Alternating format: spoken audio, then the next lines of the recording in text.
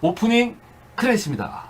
네, 이제 제가 이제 이 영화를 같이 보자고 추천한 것은 여러 가지 이유가 있는데, 일단 이제 이 영화는 구하기가 굉장히 힘들더라고요. 그래서 우리 정 대표가 아주 많은 노력을 하셔서 이 영화를 구했으니까, 혹시 관심 있는 분들, 현재 이 시중에서는 이 영화를 못 구하죠. 못 구하죠, 예. DVD, 예. 6,600원. DVD를 구입하신지 해야 되는데, 하나 남았어요. 하여튼 밖에 없어요, 예, 여기 사물이 오셔야 보실 수 있으니까 관심 있는 분들은 와서 보시기 바랍니다. 그게 굉장히 유감스러운데, 첫 번째 이유는 이제 이겁니다. 제가 이 영화를 같이 보자고 한 이유가, 우리가 이제 요새 이제 그런 분들이 많죠. 특히 이 사물이를 응원하는 분들은 세상이 굉장히 암울하다 이렇게 생각하는 분들이 많으실 거라고 생각합니다. 그런데 이제 정말 암울한 정도가 어느 정도인지를 한번 제가 보여드릴 필요가 있다고 해서 이거를 추천했는데, 지금 이 정도는 아니지 않냐? 예. 지금 있습니다. 네. 잘못하면 이렇게 네, 되죠. 이렇게 잘못하면 되죠. 잘못하면. 네. 되고 있어요 지금. 근데 이제 이 영국이란 나라가, 저도 제가 영국을 전공한 사람도 아니어서 잘 모르지만, 영국이 약간 뭐랄까 괴짜 사상가나 이런 저술가들이 꽤 많아요. 그러니까 대륙하고 좀 달라요, 영국이. 섬이라서. 네. 영국이 더구나 위치가 굉장히 높습니다. 위도가 네. 굉장히 높아요, 영국이. 그러니까 추워요. 우리는 보통 영국이 날이 이렇게 춥지는 않아요. 로마가 우리나라랑 위도가 비슷합니다. 근데 프랑스나 이런 데가 그렇게 춥지 않은 게, 로마보다 훨씬 더 위에 프랑스가 있는데, 프랑스는 이렇게 춥지 않거든요. 네. 그건 해양성 기후 때문에 이렇게 춥지 않아요. 그러니까 우리 북한보다도 위도가 높을 거예요. 지금 우리 북한 겨울이 굉장히 엄청 춥잖아요. 추워요. 뭐 영하 30 저기 거기 어디지? 저희는 그러니까 우리나라가 굉장히 추운 날씨입니다. 근데 영국은 프랑스보다 더 위에 있어요. 그 영국 끝에 올라가면 북극입니다. 근데 영국이 그렇게 춥진 않아요. 아주 춥진 않은데, 거기도 이제 섬이니까. 근데 영국이 맑은 날이 별로 없어요. 네. 어두워요. 거의 구름이 많이 있고, 그래서 영국인이 제일 좋아하는 게 돈 벌어서 지중해 연안으로 휴가 가는 거. 그래서 이제 프랑스의 지중해 연안에 니스라는 도시가 있는데, 그 지중해 연안에서 제일 큰 도시죠. 거기를 그러니까 그 아이보리 코스트, 그러니까 뭐라 보면 하늘색 해안 이렇게 합니다. 하늘이 하늘색 워낙 시퍼러니까. 근데 그 니스에 가면 니스에서 제일 큰 길, 네. 그러니까 우리나라의 광화문 대로, 그 대로의 이름이 영국인 산책로예요. 너무 많아갖고. 그러니까 거의 겨울에 가면 그냥 득실득실되는 거야. 영국인 그러니까 영국인 산책로. 영국인들이 많구나. 그러니까 영국인들이 그 정도로 이 햇빛을 그리워하는데, 그래서 그런지 이 공상 괴기 소설이 대부분 작가들이 100% 다 그런 건 아니지만 영국입니다. 그러니까 프랑켄슈타인, 드라큘라 다 그 영국 사람들이 쓴 거예요. 프랑켄슈타인, 드라큘라. 대단하네. 더구나 프랑켄슈타인은 누가 썼냐? 피터 쉘리란 유명한 쉘리란 시인인데, 그 쉘리의 누나가 여자 동생이 있었어요. 여자가. 프랑켄슈타인이라는 소설을 여자가 썼어요. 여자가. 그거 참 묘한 사실이죠. 여자가 그런 예. 괴기 소설을 쓰고, 우리가 알고 있는 많이 유행하는 뭐예요, 그거? 반지의 제왕. 해리포터. 해리포터. 해리포터도 영국 여자가 썼죠. 네, 맞아요. 예. 근데 그런 하여튼 괴짜. 그러니까 이제 히치코크도 영국 사람이죠. 히치코크가 미국 와서 성공을 나중에 한 다음에 뭐냐면, 밤에 읽어서는 안 되는 이야기, 이런 시리즈를 방송을 하고 그랬어요. 그래요? 예. 그러니까 영국이 아가타 크리스티, 그 탐정극이나 유명한 탐정 소설의 작가들이 100% 그런 건 아니지만 영국 출신들이 많아요. 그러네. 영국이. 몰랐네. 영국이 많아요. 그런데 그 중에 그런 계보를 내려면 영국의 셰익스피어만 있는 게 아니라, 갈리버 이야기를 쓰는 조나단 스위프트라는 사람이 있어요. 네. 그 갈리버 이야기가 대단히 독특한 내용이거든요. 그쵸, 우리는 예. 그걸 쉽게 생각하지만 통렬한 사회에 대한 풍자입니다. 걸리버. 갈리버 이야기가. 네, 그게 네. 이렇게 만만한 이야기가 아니에요. 우리는 네, 그쵸. 소인국 난장국 그 이야기인데, 네.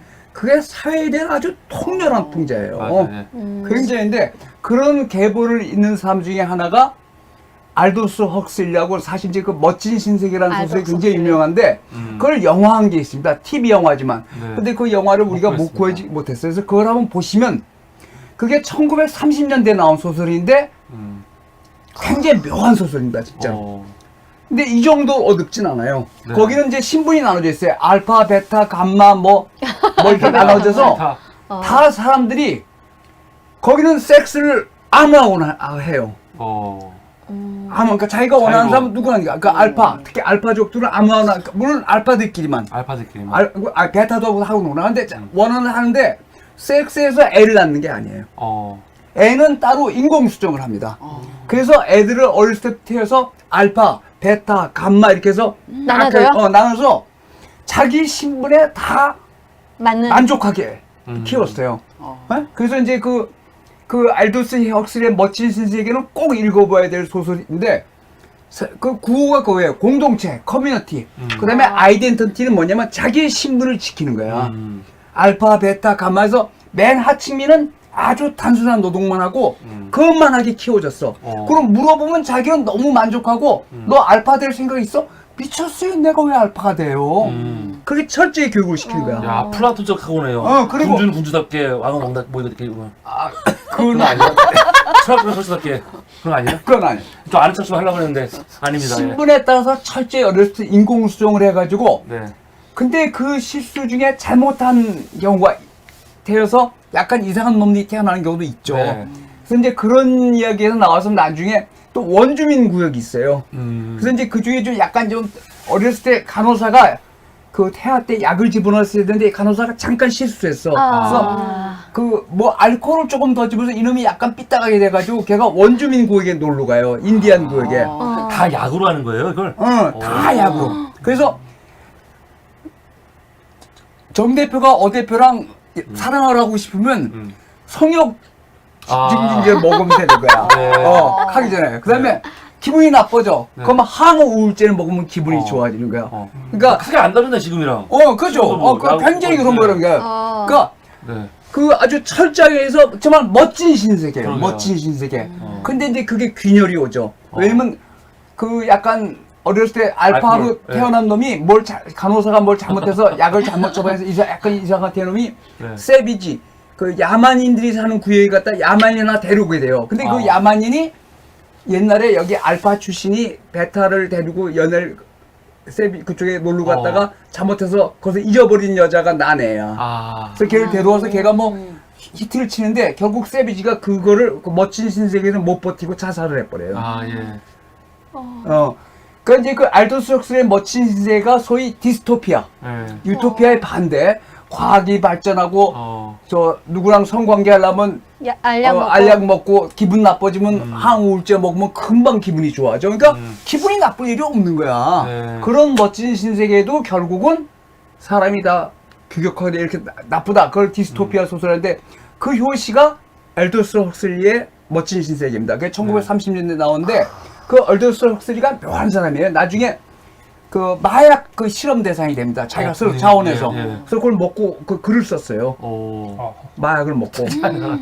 LSD 이런 걸. 그러니까 그런 걸 먹고 자기가 그 자발적으로 임상 실험에 이르러서 난 미국에서 살았는데 그러니까 뻐꾸기 둥지로 날아간 저거를 쓴 친구가 정신과에서 마약 담당을 해서 지가 직접 그걸 먹어봤거든. 그러니까 그게 참 우리는 이제 그런 걸 지금 요새 뭐 마약이 워낙 중대한 범죄니까 그렇지만 그래서 알도스 헉슬리가 실제로 LSD를 다 자의적으로 복용을 해서 그걸 쓴 사람인데 묘한 사람인데 그게 1930년대고 그쯤에 이제 2차 세계대전이 일어났습니다. 그리고 1930년대부터 소련이 급격하게 집단 전체주의 체제로 바뀌어요. 그래서 엄청나게 많은 사람들이 시베리아로 그 망명으로 죽고 철저하게 통제했습니다. 맞아요. 그 소련이. 그러니까 소련이 맨 처음에 1917년에 프롤레타리아 혁명이, 그러니까 소위 볼셰비키 혁명이 일어났을 때는 상당히 많은 사람들이 열광했어요. 맞아요. 지식인도 많이 동원해서. 그래서 거기서 나온 유명한 포스터 중에 하나가 2 더하기 2는 5이다. 그런 포스터가 있습니다. 그러니까 노동자들이, 그러니까 산업 둘에다가 산업 2개를 합치고 산업은 2개인데 거기에 노동자의 힘이 합치면 2 더하기 2는 5이라는 구절이 유명한 포스터가 있어요. 그거에 조지 오웰이 영감을 받았어. 조지 오웰이 그 전체주의 체제를 굉장히 싫어했습니다. 그래서 1948년인가 9년에 원자폭탄이 터진 다음에 이 소설을 썼어요. 1984년 소설을. 그러니까 1949년에 아마 오웰이 50년에 죽었거든요. 6.25 전쟁 나기 50년 1월 6일인데 48년인가 49년에 1984년을 썼는데 조조엘은 그 전에 동물농장. 네. 정말 동물농장은 정말 뭐 우리 뭐 네. 어린 왕자가 세계 네. 고전이시지 정말 고전이죠. 동물농장 네. 전문인데 그거를 훨씬 더 능가하는 디스토피아를 얼마나 동물농장은 그거 아니에요. 농장은 주로 쫓아내고 돼지들이 되는데 돼지가 맨 처음에는 두 발은 나쁘고 네 다리가 좋다 그러다 나중에 뭐라고 바꾸냐면 네 다리도 꼭 좋은 것만은 아니다. 두 발이 더 좋을 수도 있다. 그래서 돼지들이 두 발로 걸어 다닌다고. 네. 맨 처음에 인간하고 그런 모토를 바꾸는데 그 다음에 이제 아주 정말 우울한 소설이죠. 암울한 이 1984년 소설을 48년인가 49년에 출간합니다. 그리고 얼마 안 있다 죽어요. 그러니까 세계적인 작가가 된 다음에. 근데 이거를 영화를 하기가 좀 어려운 게 이 영화라는 건 근본적으로 자고한 아무리 어두운 상황을 이야기해도 끝에는 희망이 보여야 되잖아요. 예? 근데 이거는 1984년 철저히 그게 아닙니다. 정말 무서운 소설이에요. 그래서 이거를 1956년에 영화를 한번 했어요. 아, 근데- 이거 말고요? 1956년. 근데 별로 성공하지 못했죠. 거의 같은 내용이니까. 그리고 이제 많은 할리우드나 이런 사람들이 이거를 영화하고 싶었는데 엄두가 안 나는 거야. 이게 영화를 하려면 돈을 벌어야 되는데 영화는 돈이 없는데 그러다가 1984년 그 제목에 맞게 이 마이클 레드포드가 저작권을 사가지고 했는데 돈은 좀 벌었어요. 돈을 버는데 영화의 내용 자체가 너무너무 암울합니다. 그러니까 이제 그래서 제가 뭐 지금 영화를 안 보신 분이 대부분이기 때문에 또 이 영화를 구하기가 어렵기 때문에 제가 오늘 권장해 드린 것은 1984년이라는 소설은 꼭 한번 읽어보실 필요가 있습니다. 그거 재밌어요. 그러니까 재밌다는 말, 재밌진 않죠. 암울한데 너무너무 암울하기 때문에 결론까지도 그래요. 결론은 뭐냐? 아주 이제 간단합니다. 이 윈스턴이라는 친구가 그 계급을 세 수로 나눴어요. 당원, 그다음에 프롤레타리아 소위 말해서 하층민입니다. 그건 신경 안 써. 이제 그 말고 나머지 둘을 내부 당원이라고 외부 당원인데 내부 당원은 소위 말해서 뭐 정쟁을 말하면 아주 자본가, 그다음에 이제 중산층, 그다음에 하층민인데 이 윈스턴 스미스가 기록국에서 과거를 조작하는 일을 해요. 그러니까 여기서 말하는 게 뭐냐면 당은 뭐냐? 철저히 과거를 조작합니다. 철저히. 그러니까 만약에 송기영이 옛날에 30대 어떤 여자를 만났다. 근데 결혼했잖아요? 그럼 그 여자에 대한 기록을 다 기억에서 없애버리는 거야. 네? 알았죠? 기억에서? 아, 기사를 수하는 게 아니에요? 기사를 수용하고 그 이제 그런 걸 기사를 다 수정해버리면 네. 기억에서 이렇게 없어지는 거죠. 그 거의 그 사람은 존재하지 않았던 인간이 되는 거예요. 그러니까 과거를 지배하는 자가 현재를 지배한다는 거예요. 그래서 첫 번째 하는 게 역사를 왜곡하는 겁니다. 과거를 철저히 날조하고 그거에 방해되는 기사는 전부 없애버리고 둘째, 우리가 가장 중요한 게 뭡니까? 사람 사는데 남녀 간의 사랑이잖아요. 거기서 다 태어난 거니까 그 남녀 간의 사랑을 철저히 파괴해요. 그거 가족을 파괴합니다. 맞아요. 네? 가족을 파괴해. 이제 그게 핵심이에요. 그래서 그런 작업을 엄청나게 하는데 윈스턴이 어떤 여자가 자기를 감시고 거기서는 철저하게 애들이 부모를 감시하고 철저히 감시 체제인데 어떤 여자가 자기를 감시하는 줄 알았더니 그 여자가 자기를 사랑한다고 해서 사랑을 하게 되는데 그거를 빅브라더, 그러니까 비비라고 그러죠. 빅브라더는 다 보고 있었던 거야. 그래가지고 이제 그거 체포하기까지는 별게 아니에요. 둘이 이제 발각이 돼서 체포가 됩니다. 체포가 되는데 그 다음이 더 끔찍하죠. 체포된 다음에 이 윈스턴은 뭐 때리고 그런 게 아니라 너 잘못됐다는 걸 인정하는 게 아니라 치유를 합니다. 교정을 하는 게 아니라 치유를 뭐냐?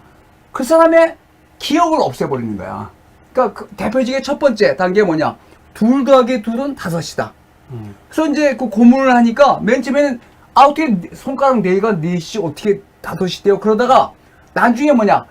고통을 안 받으러 5입니다 이렇게 말합니다.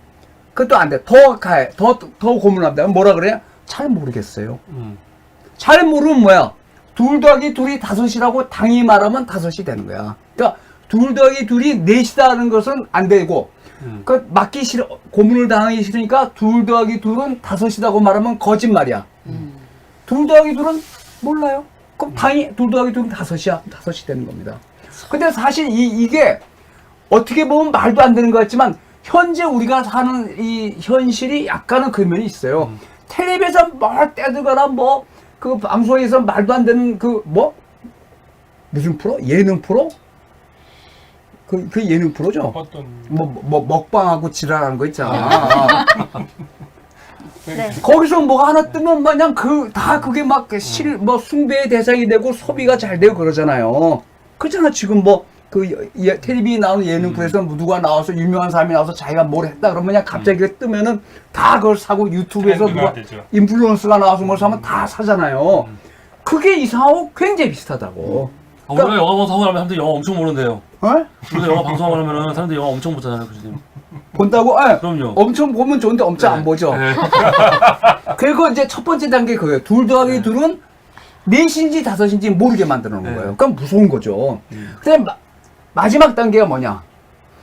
그 윈스턴하고 줄리아랑 연애를 할 때 서로 그 말을 합니다. 우리는 발각될 걸 알아요. 곧 우리는 발각될 것이고 죽은 목숨인 걸 아는데 우리는 서로 배반을 하지 말자. 그러니까 다 자백한다. 우리가 서로 몰래 은밀하게 섹스를 했고 뭐 했고 다 당을 욕해 다 했는데 우리는 서로는 배반하지 말자고 약속을 합니다. 근데 마지막 단계 그거예요. 자기가 가장 사랑하는 사람한테 자기가 당하기 가장 싫어하는 일을 하게 하라고 시키는 거. 이 윈스턴 스미스가 어렸을 때 자기 엄마랑 여자 동생이 쥐떼들한테 굶주림에 지쳐다 쥐떼들한테 갉아먹여서 죽은 장면을 본 적이 있어. 그래서 쥐에 대해서 극도의 공포심을 갖고 있다고. 그거를 그러니까 저 줄리아 그거를 당연히 알고 있는 거예요. 오브라이언이. 그래서 마지막에 어떡하냐? 이제 윈스턴이 다 포기해서 둘 더하기 둘은 몰라요. 당이 시킨 대로 다 하는 거야. 근데 마지막에 얘가 남은 게 있어요. 뭐냐? 자기가 사랑하는 사람을 배반을 하지 않겠다. 에? 다 고백. 뭐 줄리아가 나쁜 년이고 창녀고 뭐 다 하지만 그래도 자기는 그 사람을 갖고 있다고 생각했는데 마지막에 그 고문을 합니다. 어떡하냐? 그 쥐를 풀어서 윈스턴을 겁박을 하니까 윈스턴이 나에게 뭐라냐?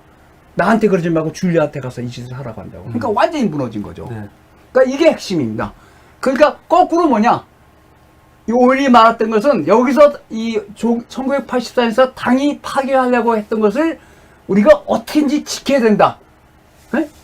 둘 더하기 둘은 넷이라고 말할 수 있는 게 자유다. 사랑, 남녀 간의 사랑, 가족 이걸 지켜야 된다고 말하는 게 역설인데 사실 이 보는 이 소설 자체도 그렇고 영화도 소설이 훨씬 더 끔찍합니다.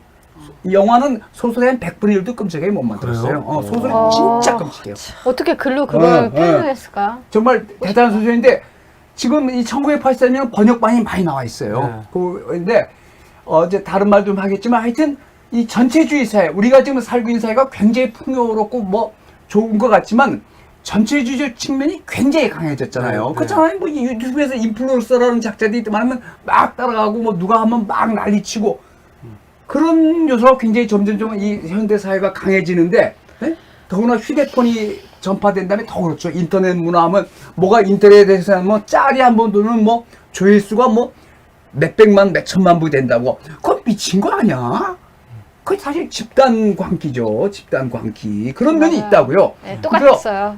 오웰이 1984년이 과도한 면이 없잖아 있습니다. 그렇지만 그건 뭐냐? 조나단 스위프트의 걸리버 소인국 대인국 그 이야기로 하면 배꼽 잡게 웃기거든. 그것도 마찬가지거든. 과도하게 풍자를 했지만 우리 사회 특히 이 산업 후기 자본주의 사회, 인터넷 사회 이런 거의 전체주의적 측면을 통렬하게 비판한 점이 있습니다. 그래서 마지막으로 이 영화를 지금 당장 구하시기는 어려울 텐데 소설 1984년은 꼭 한번 읽어보시기 바랍니다. 네, 제가 그래서 이 영화를 추천했습니다. 네, 지금까지